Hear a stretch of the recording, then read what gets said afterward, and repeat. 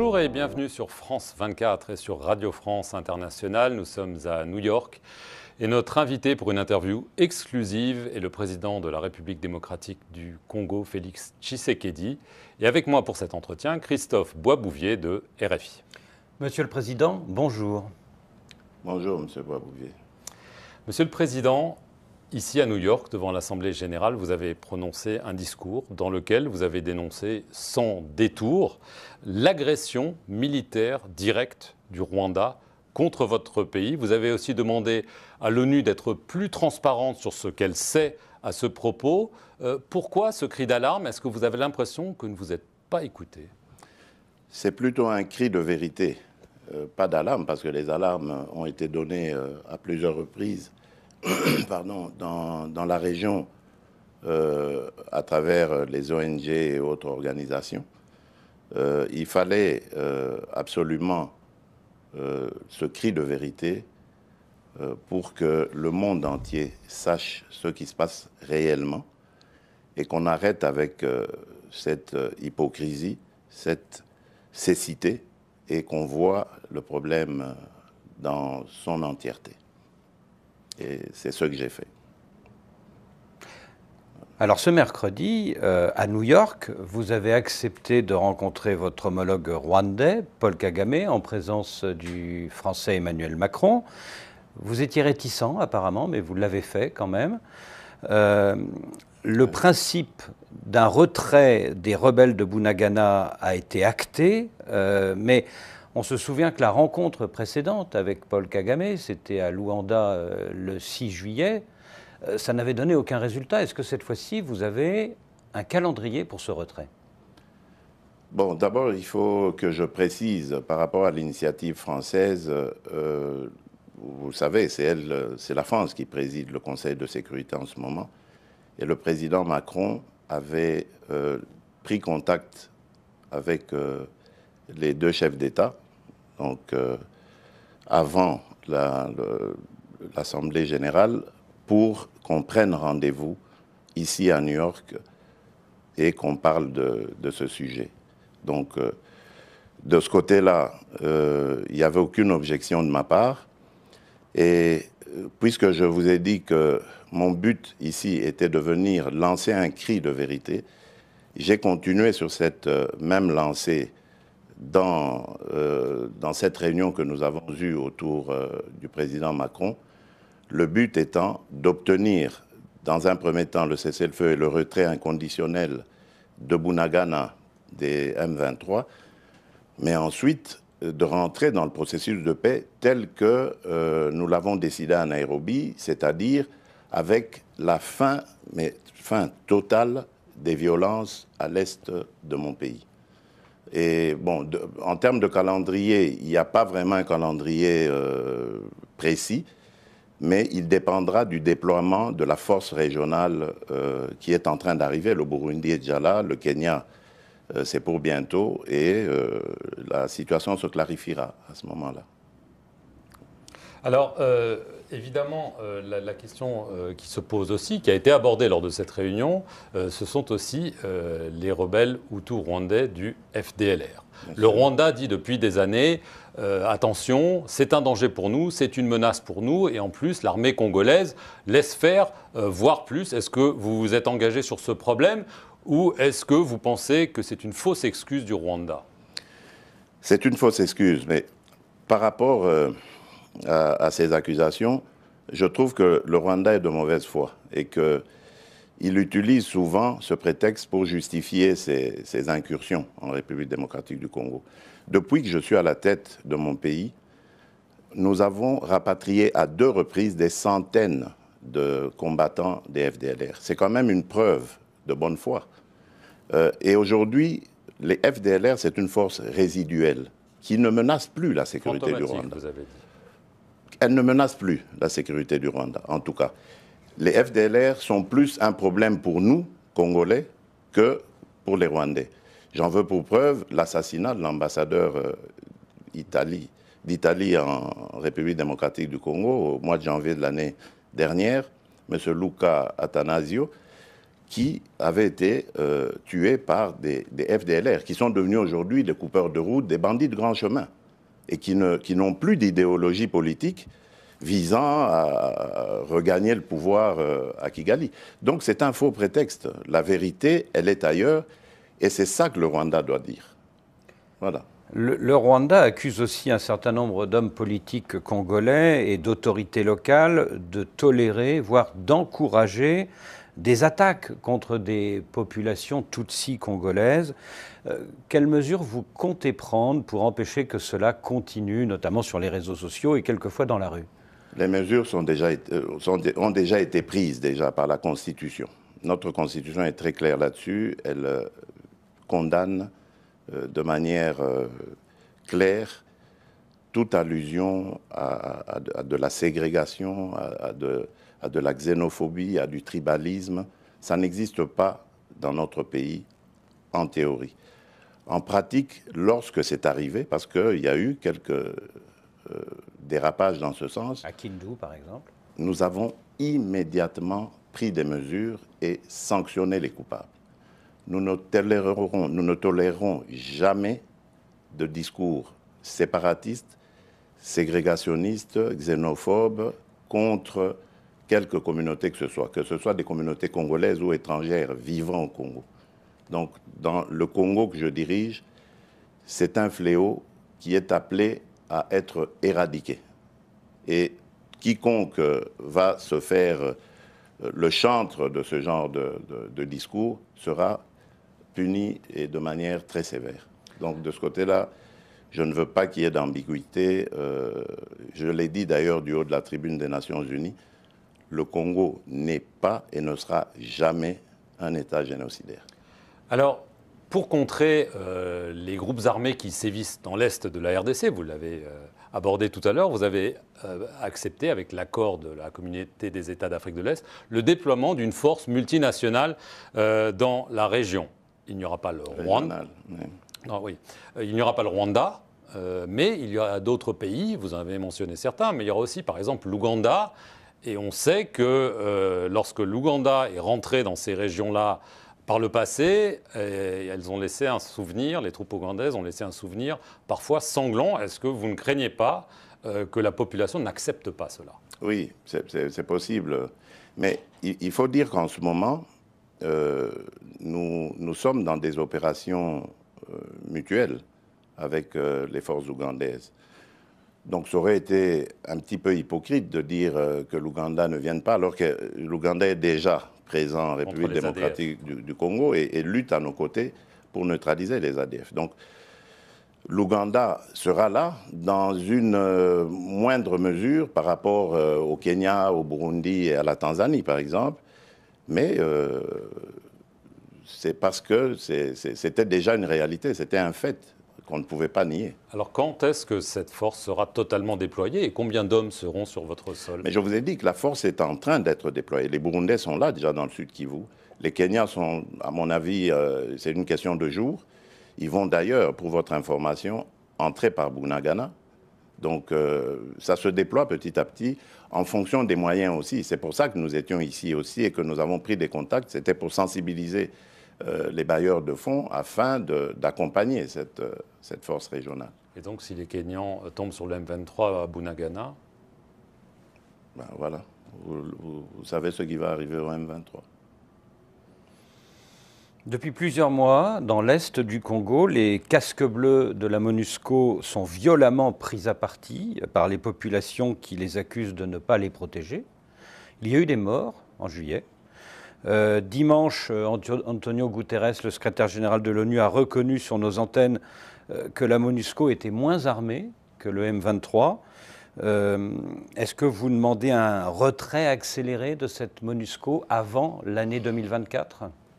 Bon, d'abord, permettez-moi de dire que c'est vraiment avec peine que nous avons vécu ces événements malheureux que l'on voyait quand même venir. Parce que depuis un certain temps, donc depuis l'agression par le Rwanda à travers le M23 de la République démocratique du Congo, on avait un discours assez ambigu de la part de la MONUSCO, qui ne désignait pas l'agresseur, qui évitait de le dire, et qui par moments se disait même incapable, alors que c'est sa mission d'évoluer aux côtés des forces armées congolaises, se disait incapable, voire même refusait des fois d'épauler les forces armées congolaises. Et donc tout cela, je crois, a concouru à cette tension qui, malheureusement, sûrement à cause d'ailleurs de quelques manipulateurs, a dégénéré. Hein, il y a eu une succession de maladresses qui a fait que, bon, on est arrivé malheureusement à ces événements. Et cela doit nous faire réfléchir justement sur la mission, le rôle de la mission onusienne au Congo. Et c'est à ça que j'avais invité le secrétaire général, lorsque je l'ai rencontré ici, Guterres, à faire comme exercice. Nous devons regarder le rôle que la MONUSCO doit jouer, parce qu'il lui reste très peu de temps, et pouvoir ainsi faire partir la MONUSCO sur une note beaucoup plus gaie, beaucoup plus honorable que celle auquel nous avons assisté en ce moment. Donc pas de départ accéléré. Il n'y a pas encore de calendrier de départ comme tel, mais je pense bien que la MONUSCO devra partir avant le délai prévu, c'est-à-dire 2024. À mon avis, au-delà des élections de décembre 2023, je crois qu'il n'y aura plus de raison que la MONUSCO... Donc la MONUSCO resterait jusqu'à la fin des élections et partirait après. À mon avis. Mais ça, je mentirais si je vous disais que c'est quelque chose qui a été convenu. Il n'y a pas encore eu de discussion sur la question. Mais je crois que de part et d'autre, on a compris qu'il faut réfléchir très sérieusement à la question. Et d'ailleurs, c'est peut-être ici l'occasion de saluer les interventions du Premier ministre belge Alexander De Croo et du président polonais qui ont attiré l'attention de la communauté internationale sur la question congolaise et sur la nécessité de régler le rôle de la mission onusienne en République démocratique du Congo. Et je crois que c'est dans ce sens qu'il faut aller. Alors, on parle de la MONUSCO, on parle d'une force d'intervention régionale. Évidemment, ça pose la question de votre armée, Monsieur le Président, parce que ça n'en souligne que la faiblesse. On sait qu'elle souffre de sous-équipement, on a parlé de corruption, de choses comme ça. C'est quand même un énorme problème et que vous n'avez pas réussi à régler jusqu'à maintenant. Oui, bien sûr. Tout simplement parce qu'on ne règle pas une question comme celle-là en quelques jours, en quelques mois. Il ne faut pas oublier que cette armée, elle est hétéroclite. Elle est composée de plusieurs branches. Il y avait d'abord les anciennes forces armées zaïroises, puis ensuite il y a eu les fameux Kadogo qui sont arrivés avec l'AFDL, puis nous avons eu des rébellions qui se sont conclues par des discussions, des accords. Et ces accords ont mené à des brassages, des mixages. Et tout ça, c'est plusieurs corps en un seul corps. Et ça fait que, bon, il y a des officiers qui continuent à obéir à leurs autorités anciennes, etc. Donc, tout cela, c'est à travailler. Il faut purger, séparer le bon grain de l'ivraie, et ainsi de suite. Donc, voilà, c'est un travail de longue haleine, mais qui est, en tout cas pour lequel j'ai beaucoup d'espoir, parce que là, maintenant, nous avons la loi de programmation militaire qui va nous conduire à mieux prendre en charge les besoins de notre armée et donc faire plus attention à son fonctionnement, savoir qui sont les éléments qui peuvent continuer leur carrière là-dedans et qui il faut extirper pour impulser une nouvelle dynamique. Donc c'est un travail de longue haleine dont le résultat ne sera pas immédiat. Voilà pourquoi nous devons pour le moment recourir, nous appuyer à des forces amies qui peuvent nous accompagner dans cette tâche. Parce que dans cette armée, il y a de la bravoure, il y a vraiment des éléments qui méritent l'hommage de la nation. Et ils sont plus nombreux que les brebis galeuses. Ça, je peux vous le dire. Les brebis galeuses, dites-vous. En 6 mois, vous avez mis à l'écart 2 hommes clés de votre dispositif. Votre conseiller sécurité François Beya et tout récemment le général Philémon Yave. Tous deux sont soupçonnés d'intelligence avec l'ennemi. S'agit-il d'intelligence avec le Rwanda? François Beya, c'est une autre histoire.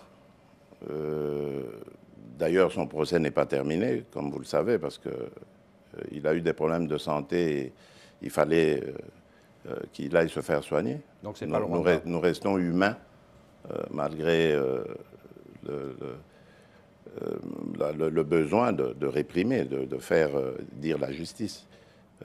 Et tandis que le général Yave s'est arrivé pendant mon séjour ici à l'étranger, j'ai cru comprendre qu'il était accusé par certains de ses collègues de les avoir contactés au nom du Rwanda pour qu'ils puissent lever le pied et permettre au M23 de passer aisément et de prendre la ville de Goma. C'est ça que j'ai cru comprendre, mais bon. Les enquêteurs sont à pied d'œuvre pour le moment. J'en saurai plus quand je serai rentré au pays. Donc on parle de trahison, là. Bien sûr. Mais François Beya, c'est pas le Rwanda. À mon sens, non. Son procès n'est pas terminé, je vous ai dit. Donc il faut attendre la fin pour je veux repartir à l'est du pays. D'accord. Si ça ne vous dérange pas. Pas du tout. L'état de siège, il a été instauré en mai 2021. Si on regarde bien, les résultats ne semblent pas là. En tout cas, ils se prolongent. Pourquoi? Qu'est-ce que vous attendiez comme résultat? Qu'il y ait moins de violence, que les groupes armés sévissent moins. Ça fait une vingtaine d'années qu'il y a de la violence. Pourquoi est-ce que vous avez, vous, un baromètre comme ça sur lequel vous savez mesurer quand est-ce qu'il y a eu plus ou moins de violence? Non, je ne crois pas. Est-ce que vous avez un premier bilan à nous donner? Ben oui, mais je crois déjà que les groupes mafieux ont été pour la plupart neutralisés.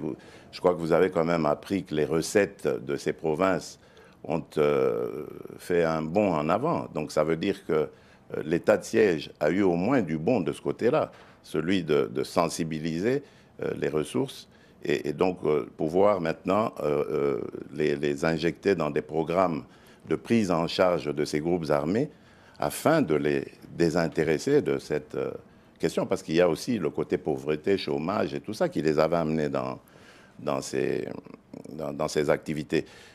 Il y a en Ituri, par exemple, plusieurs groupes armés mono-ethniques qui se battaient justement pour des raisons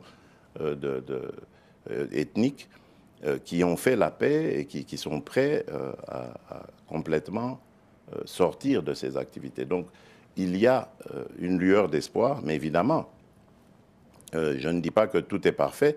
Ça ne pouvait pas non plus l'être. Moi, je ne me faisais pas d'illusions. On est dans une zone où il y a eu une vingtaine d'années de violence et de mafia et tout ce que vous voulez. Ce n'est pas en un an qu'on allait mettre fin à tous ces fléaux. Mais, et en plus, il y a eu, ça a été interrompu par le M23 qui est arrivé comme un cheveu dans la soupe pour encore compliquer les choses. C'est peut-être lié, non? Oui, sûrement. Mais tout ça, il faut le démêler, il faut le comprendre. Mais la détermination est là. Combien de temps, Monsieur le Président? Jusqu'à quand l'état de siège? Jusqu'à la présidentielle? Ce qui est certain, c'est qu'on allait déjà faire un premier bilan. Je vous ai parlé du M23 qui est venu comme un cheveu dans la soupe, interrompre tout. On allait, avant les vacances parlementaires qui viennent de se terminer maintenant, donc au mois de juin, on avait prévu une table ronde avec les élus, la société civile locale, pour voir ensemble et évaluer vraiment de manière franche la situation de l'état de siège. Malheureusement, on a dû tout interrompre pour faire face d'abord à cette agression. Et je crois que si avec Bunagana ça se résout, on pourra revenir sur ce débat-là et voilà. Ce sera avant la présidentielle quand même? Oui, bien sûr. Il faut pour que les gens sachent. Je vous ai parlé d'élections tout à l'heure quand j'évoquais la MONUSCO, le départ de la MONUSCO. Je crois que les élections seront... En tout cas, moi, je n'ai aucune raison, je ne suis pas à la CENI, mais je rencontre souvent, enfin quelquefois, le président de la CENI, et parce que je veille à ce que l'accompagnement de l'État soit là, surtout au niveau des finances. Et à chaque rencontre que j'ai avec lui, je lui pose toujours la même question.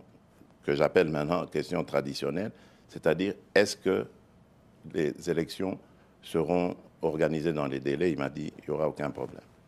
Donc je n'ai pas de raison de douter de lui, c'est lui l'expert. S'il le dit jusqu'ici, moi mon travail c'est juste de veiller à ce que le ministre des Finances fasse le sien aussi en donnant les ressources nécessaires pour faire avancer le processus. Oui, mais tout de même, donc, je pense que ça devrait aller. Oui, mais tout de même, Monsieur le Président, il y a ce rapport du PNUD révélé par Africa Intelligence qui dit que le scénario d'un report est désormais probable. Il y a le fait qu'il n'y a pas de calendrier électoral encore pour l'instant. Faites très attention à ce qui a été publié là. Faites très attention parce qu'il y a eu beaucoup de manipulations. J'ai vérifié auprès des responsables du PNUD eux-mêmes. Ils n'ont pas affirmé cela. Ils m'ont dit très clairement qu'ils n'ont jamais émis d'avis pessimiste. Jamais. Donc ça, c'est une récupération qui est sûrement l'œuvre de nos opposants. Hein. Et aujourd'hui, on sait comment on peut manipuler les médias et tout ça. Donc voilà, c'était ça le but. Mais il n'y a pas de calendrier. Parce qu'il y a des forces obscures en République démocratique du Congo qui ne veulent pas de ces élections. Si vous voyez ce qui se passe, par exemple, à l'Ouest aujourd'hui, qui ressemble presque comme deux gouttes d'eau aux violences qu'on voit à l'Est. Dans le Maï-Dombé. Ben voilà, donc c'est clair. Mais il n'y a pas de calendrier. Il y a une main noire qui veut saboter. Le calendrier viendra. Ce n'est pas le calendrier qui... on est à plus d'1 an encore des élections. Ce n'est pas le calendrier qui va faire les élections. Ce sont les électeurs. Il faut les enrôler. Voilà, c'est ça qui est plus important pour moi. Le calendrier, on peut le faire... en dernier lieu, en dernière minute. Alors, l'opposition... Oui. L'opposition vous accuse d'avoir placé à la tête de la commission électorale, la CENI, et à la tête de la Cour constitutionnelle des hommes à votre main, et donc de vouloir verrouiller le scrutin et être sûr d'être réélu, parce qu'on sait que vous allez vous représenter. Je trouve que c'est une insulte à l'intelligence de ces deux grands hommes, et je ne suis pas le seul à le dire. Le background de Denis Kadima, par exemple, en termes d'élection, n'est pas... C'était le meilleur, d'ailleurs. Il avait le meilleur profil de tous les candidats présidents. Donc, je ne suis pas le seul à le dire. Et je crois qu'aujourd'hui, cette question est vidée parce que même cette fameuse opposition reconnaît en lui sa valeur. Et tous nos partenaires ont aussi adoubé... l'individu, donc il n'y a plus de raison de douter de ça. Quant au président de la Cour constitutionnelle, il a été choisi par ses pairs, ce n'est pas moi. Donc c'est un faux procès que l'on me fait en m'accusant d'avoir placé quelqu'un. D'abord, ce n'était pas mon homme de main, je ne le connaissais pas. Avant qu'il soit président, je ne le connaissais pas du tout. Je l'ai connu juste au moment où il a été nommé à la Cour constitutionnelle. Donc, avant ça, je n'avais jamais eu de contact avec lui. On peut le vérifier. Votre bilan, depuis 3 ans et demi, est fortement critiqué par l'opposition. L'arrestation, c'est ça, la démocratie. L'arrestation, il y a quelques semaines, de votre ancien compagnon UDPS, le député Kabound, suscite beaucoup d'interrogations. Alors, vous êtes... Des interrogations sur sur la raison. Il a été arrêté pour offense au chef de l'État, mais beaucoup s'interrogent sur le fait qu'il soit en prison pour ce délit. Et est-ce qu'il ne faudrait pas qu'il soit éventuellement placé en résidence surveillée? Ça, c'est à la justice de voir. Moi, je ne suis pas à cette affaire. Vous êtes donc candidat en 2023, mais est-ce que des opposants, des personnalités comme Martin Fayoulou, qui continuent de revendiquer la victoire de 2018, comme Moïse Katumbi, comme qui sait un candidat pro-Kabila, sans parler de Matata Ponyo, est-ce que ces gens-là ne risquent pas de vous mettre en difficulté sur le thème « il faut sortir le sortant, il faut un changement » ? C'est le peuple qui décidera. Pourquoi est-ce que vous voulez que moi je me mette à spéculer sur... je ne suis pas Dieu le Père. Je ne connais pas l'avenir. Moi, je vis au quotidien et j'écoute mes compatriotes et essaye, dans la mesure du possible, de répondre à leurs besoins, à leurs revendications. Le reste appartient justement à ce peuple. C'est lui qui décidera le moment venu, de qui peut présider à Mais vous sa semblez destinée. confiant, vous pensez que... Moi, je suis très confiant. Mais qu'est-ce qui vous rend confiant, justement, face à toutes ces critiques que vous essayez de la part? Les réalisations, nous en avons fait énormément. Regardez notre budget, regardez la gratuité de l'éducation. Aujourd'hui, nous sommes à la gratuité de la santé. Les infrastructures sont en train d'être construites et il y a ce fabuleux et ambitieux plan, programme de développement à la base, c'est-à-dire de développement des 145 territoires qui fera date, dont le PNUD d'ailleurs a dit que c'était le plus beau programme de toute l'existence du PNUD. On n'a jamais vu ça. Et il permettra à la République démocratique du Congo d'atteindre 12 des 17 ODD. Donc c'est pour vous dire que nous travaillons pour notre peuple, nous sommes au service de notre peuple. Évidemment, ce pays, il revient de loin. Monsieur Boisbouvier, ce n'est pas à vous que je vais décrire l'image que la République démocratique du Congo avait dans le concert des nations. Ne fût-ce que pour entendre la voix de la République démocratique du Congo, c'était impossible. Le pays était devenu aphone. À une époque, oui. Et nous avons réussi à ramener le pays à l'agenda international. Aujourd'hui, on parle de la RDC, on parle de nous comme pays solution au niveau environnemental. On parle de nous comme pays d'avenir, parce que nous avons une jeunesse formidable, ingénieuse, qui est prête, qui est très dynamique, prête à servir. Il faut simplement encadrer tout cela. Et c'est à cela que nous attelons. Et nous sommes convaincus que les choses, le moment venu, vont être appréciées par nos compatriotes et ils nous renouvelleront leur confiance. Donc il n'y a vraiment pas d'inquiétude de ce côté-là. Excusez-moi, j'ai juste une... C'est pour ça que l'opposition a peur d'aller aux élections, d'ailleurs. J'ai juste une petite question sur quelque chose que vous avez dit qui m'a intrigué. Vous avez parlé d'une main noire. Oui, bien sûr. Mais vous parlez quoi? De possibles coups d'État, de déstabilisation? Bien sûr, mais il y a ça. Par des puissances étrangères ou non, oui et non. Enfin, on est en train d'élucider la question. Les arrestations que vous voyez là, dont on a parlé dans l'armée, ne sont pas le fait du hasard. Il y a réellement une main noire. Poser la question à notre gouverneur, la nouvelle gouverneure de Mai-Ndombe, qui suit la question de cette insécurité de très près, que j'ai reçue juste avant de venir, elle en parle. Le gouverneur du Kwango aussi, donc ils en parlent. Parce que de ce côté-là, on n'a jamais vu ce genre de fait. C'est vrai que les cohabitations entre communautés ont de tout temps posé des problèmes, même dans les pays à tradition démocratique, c'est arrivé.